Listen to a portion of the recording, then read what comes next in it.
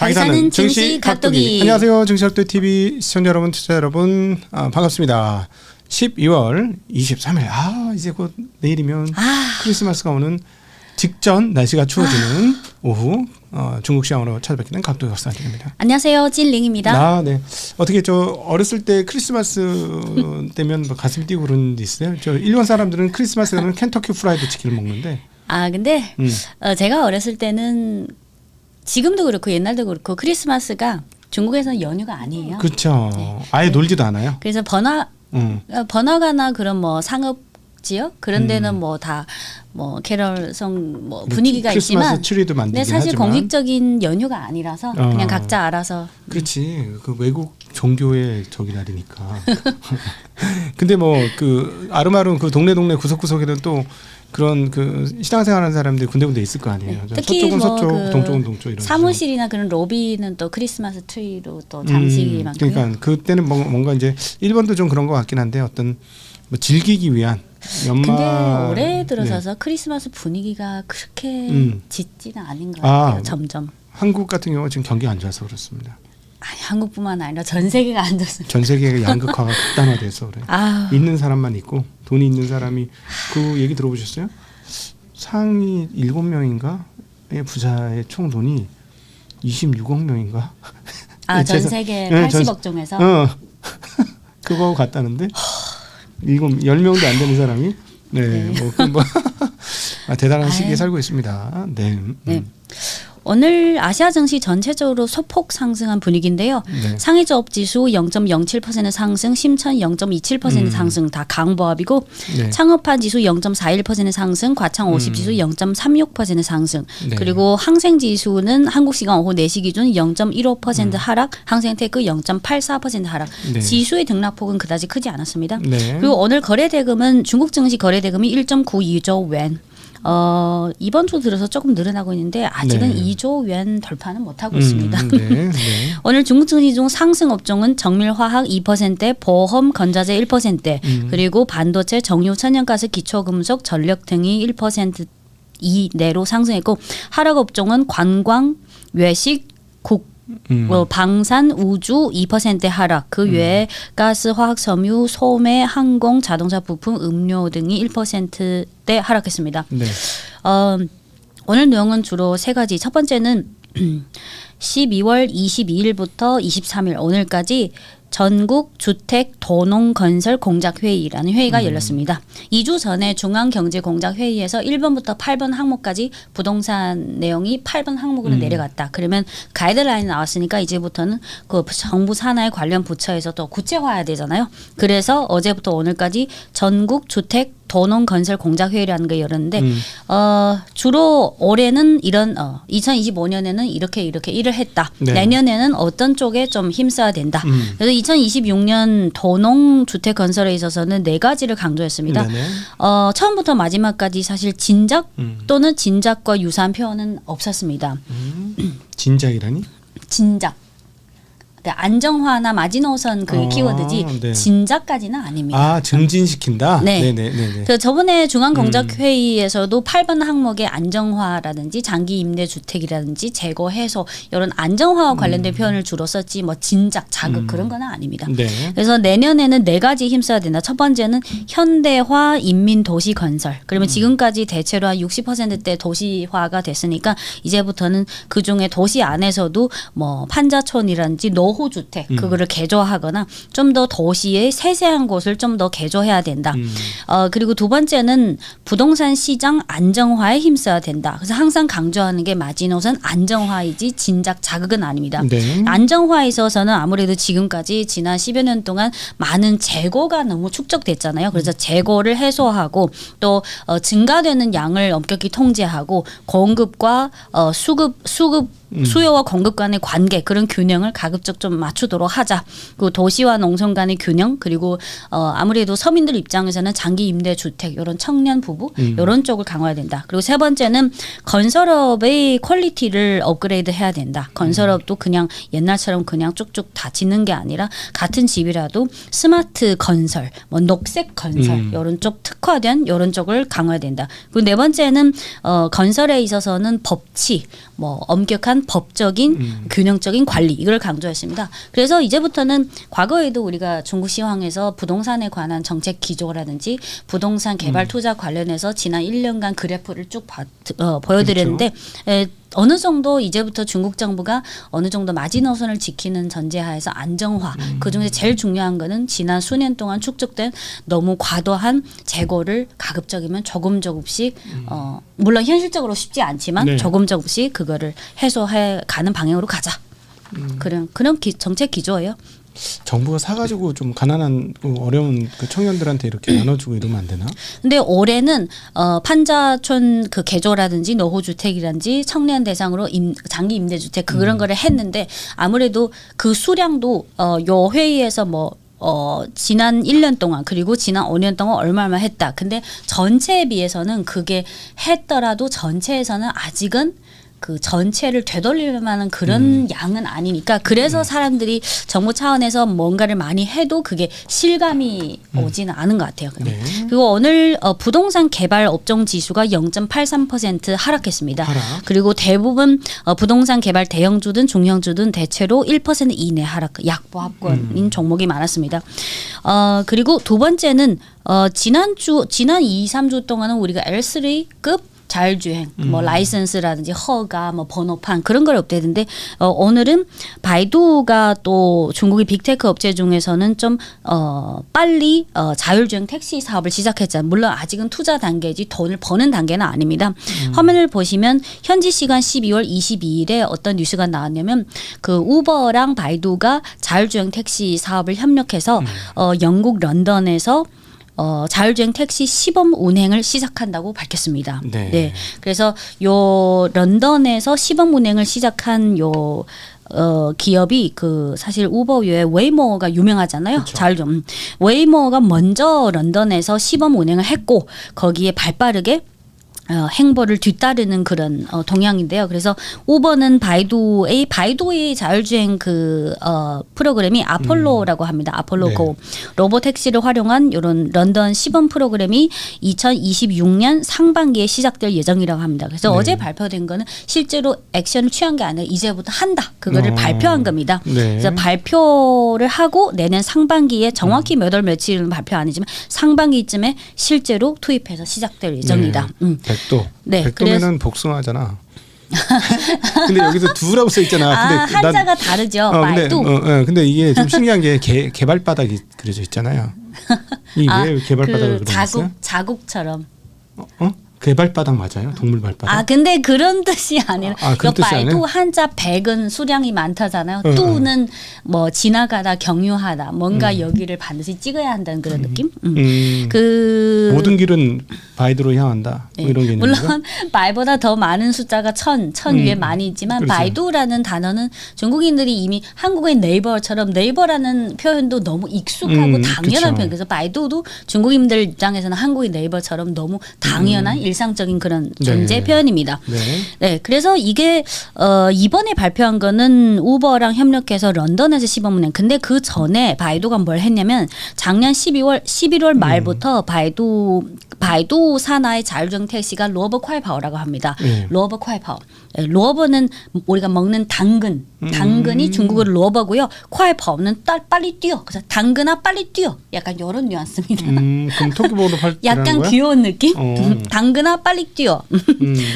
그래서 요 영국 런던에 진출하기 전에 뭔가 사전 준비 테스트 차원에서 뭔가 그 번화가나 교통이 아주 번잡한 데를 먼저 테스트나 어떤 경험을 쌓아야 네, 되잖아요. 그렇죠. 그리고 나서 해외 진출하는 게 더 안전하죠. 그래서 작년 말부터 바이두의 그 로버콰이파오라는 자율주행 택시가 그 중국 홍콩 번화가 범위 내에서 1년 내내 계속해서 운행하면서 데이터를 쌓고 여러 가지 경험을 쌓았습니다. 네. 그게 어느 정도 자신감 생기니까 이번에 우버랑 이제 런던에서 시작하자. 그래서 사전 준비가 있어. 그리고 영국 외에 올 한 해 동안 바이두 바이두가 해외 진출을 뭘 했냐면 그리고 해외 진출 외에 아무래도 중국 국내에서 먼저 시작했잖아요. 바이두가 올해 2분기까지만 해도 중국 국내에서 그 자율주행 택시 그 이용 건수가 이미 220만 건을 돌파해서 전년 동기 대비 148% 증가했습니다.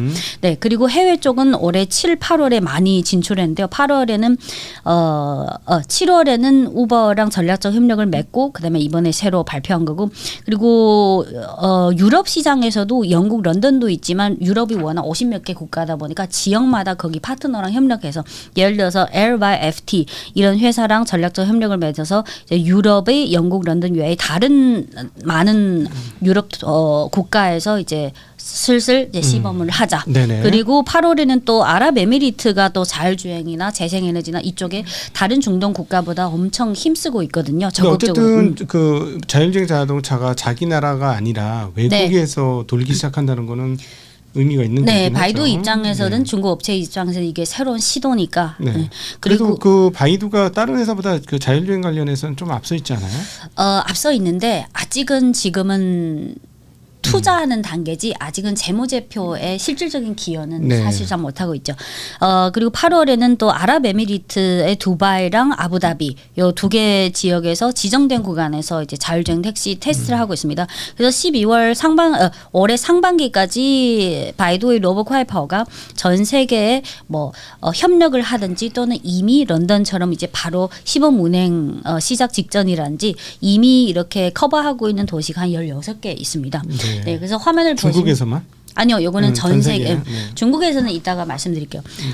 바이두가 미국과 홍콩 동시 상장 종목인데요. 화면을 보시면 이게 바이두 홍콩 종목인데 오늘 0.5%대 요거는 소프트웨어. 장 마감 1시간 전입니다. 마감가가 아닙니다. 한 오늘 마감 오늘 한국 시간 오후 4시 기준으로 0.3% 약보합이고요. 그리고 그 전에 바이두 미국 종목을 보시면 전일 미국 종목은 0.48% 상승했습니다. 그래서 이게 아무리 바이두가 다른 업체에 비해서 좀 자율주행 쪽에서는 좀 일찍 하고 적극적으로 하는 편이지만 바이두의 매출 구성 중에 사실 가장 큰 게 아무래도 온라인 광고가 가장 크고요. 그리고 AI 클라우드나 디지털 AI 응용 이쪽 그리고 IG를 비롯한 동영상 플랫폼. 그래서 아직은 재무제표상으로 봐서는 자율주행 쪽이 사실 아직 의미 있는 비중을 차지하지 않습니다. 그래서 이런 호재가 나온데도 주가는 무덤덤한 느낌. 그리고 화면을 보시면 요 세 개의 로고가 뭐냐면 중국의 자율주행 택시 업체 중에서 좀 꼽을 만한 좀 어느 정도 인지도가 있다. 그럼 첫 번째는 요 바이두의 로보콰이파워라는 요 바이두 산하 거고 두 번째는 영문명은 포니 AI. 포니 AI는 마찬가지로 미국과 홍콩의 동시 상장이고 세 번째는 WeRide 한자는 원연지행 문원지행이죠. 영문명은 WeRide 이 종목도 마찬가지로 미국과 홍콩의 동시 상장 요 세 종목 다 미국과 홍콩의 동시 상장되어 있습니다. 그리고 로보콰이파워 다음 그림을 보시면 네. 아까 앞에 말씀드린 거는 영국 런던에서 시도를 한다는 거잖아요. 시범. 근데 요거는 중국 지도를 보시면 바이두 산하의 로보콰이파워라는 자율주행 택시가 중국의 이미 거의 10개에 가까운 도시에서 이미 시범 운행을 하면서 계속해서 데이터를 축적하고 있습니다. 네. 그리고 다음 그림을 보시면 네. 바이두 주가를 본 김에 그 다른 두 개 업체 주가도 보겠습니다. 다음 그림이 포니 AI의 주가인데요. 다음 페이지를 보시면 포니 AI 미국 종목은 전일 밤 2.13% 상승했고 오늘 포니 AI 02026 홍콩 종목은 오늘 한국 시간 오후 4시 기준 한 1%대 상승했습니다. 요거는 미국 종목이고요. 네. 그리고 다음 페이지는 홍콩 종목. 오늘 각각 2%대 1% 상승했고 그리고 아까 세 번째 WeRide 요 WeRide 창업자가 누구냐면 원래는 바이두 출신이에요. 그래서 나와서 창업해서 요거를 만든 거예요. 그래서 요거 영문명은 WeRide고요. WeRide 전일 밤 미국 종목은 0.56% 소폭 상승했고 오늘 WeRide 00800 홍콩 종목은 오히려 2%대 하락했습니다. 그래서 이 바이두 산하의 그 자율주행 택시도 그렇고 아까 포니 AI도 그렇고 WeRide도 그렇고 사실상 아직은 계속해서 몇 년 동안 계속 꾸준히 투자해야 지금으로 봐서는 정확히 몇 년도 언제부터 그게 실제로 영리 또는 흑자가 될지는 아직은 정확히 판단하기 어려운 상황입니다. 아직은 네. 돈을 뿌리고 있는 단계. 아무래도 뭐 당연히 그럴 수밖에 없죠. 당연히 그래서 주가 그래프를 봐도 딱 뭐 다른 테크주처럼 몇 개월 동안 쭉 가는 그런 상황은 아니죠. 네. 그렇죠. 그리고 이어서 그림은 없는데 지난 몇 개월 동안 계속해서 엔비디아 관련 이슈가 있을 때마다 엔비디아 테마주, 화웨이 어센드 칩 테마주 또는 중국의 AI 칩 몇 개 종목의 주가 흐름이 어떻게 움직이는지 업데이트 드렸잖아요.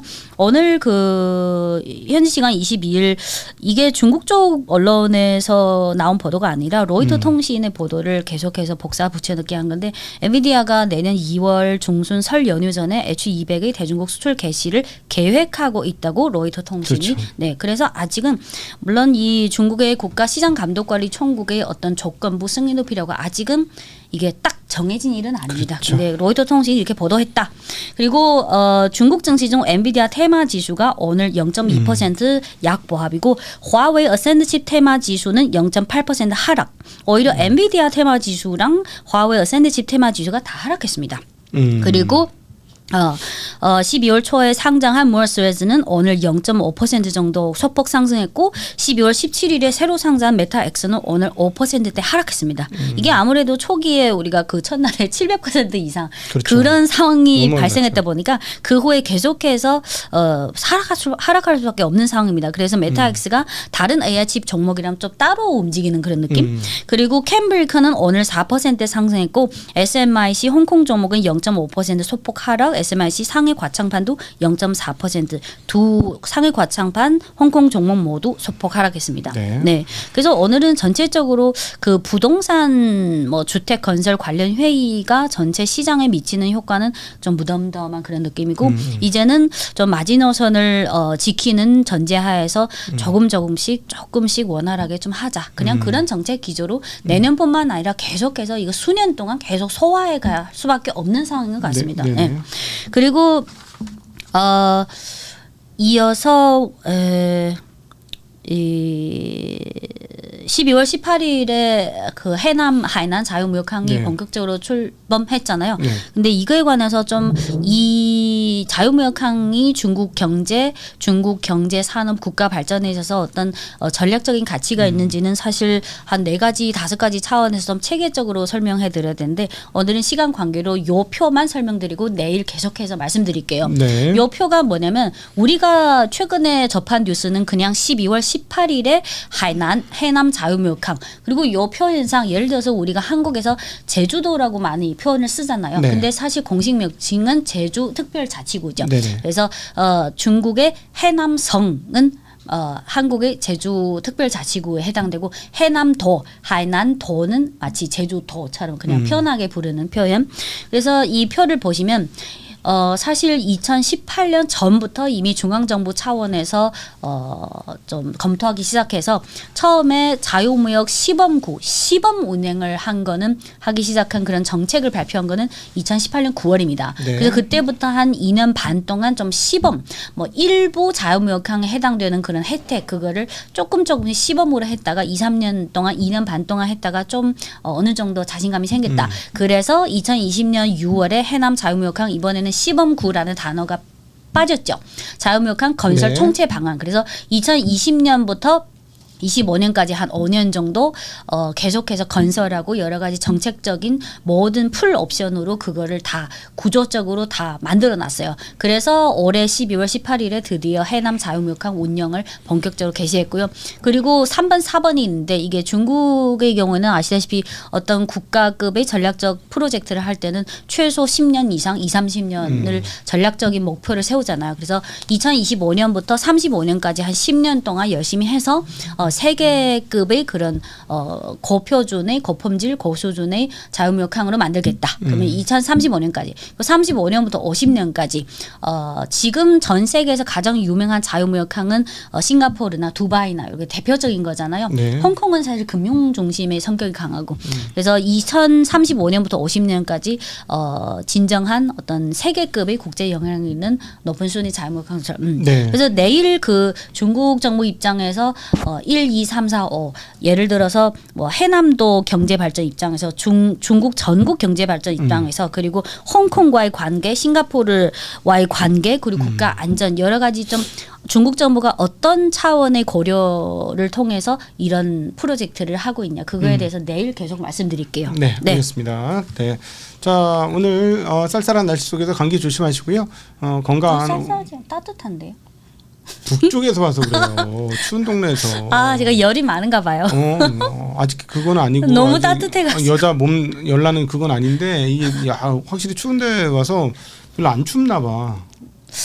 바람이 좀 싸던데 그래도 내일은 조심하십시오. 내일은 진짜 네. 춥답니다. 아, 그래요? 네, 알겠습니다. 다들 내일 옷 잘 둘러매시고 내일 아침 출근길에 뵙겠습니다. 오늘도 함께해 주셔서 진심으로 감사합니다. 행복한 오후 되세요. 안녕.